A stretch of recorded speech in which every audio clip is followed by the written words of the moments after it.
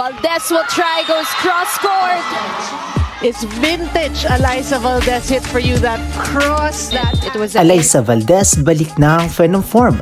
66% attacking efficiency pinamalas against galleries. At bad news para sa Creamline, Gia Morado di makakabalik sa Creamline. Isang maligayang araw sa lahat, isang balita na naman ang ating tatalakayin. Ngunit bago natin yan simulan ay huwag mo munang kalimutan mag-like, share, subscribe, paki-spike na rin ang notification bell para maging updated ka sa hype ganap ng Pinas.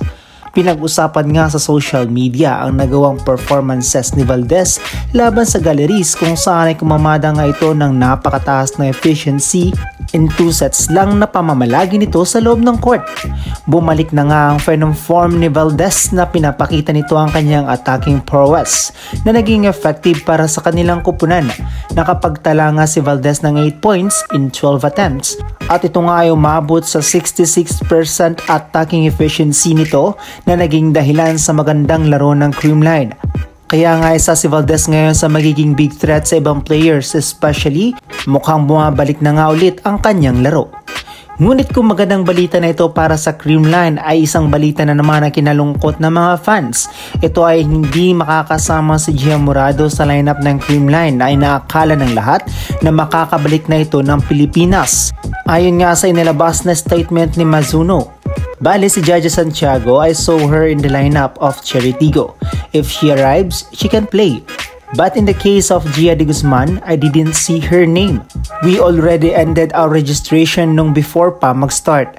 Dagdag pa nito, I think na-overlook yun sa side ng Creamline. Di nila nakita na walang pangalan ni Gia.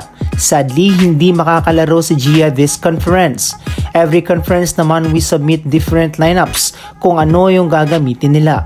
Ngunit clarify naman ng Creamline na hindi daw ito na-oversight or na-overlook lang ng Creamline dahil may kontrata pa nga si Gia sa Denso kaya't di nila muna ito maisasama sa lineup para sa Creamline.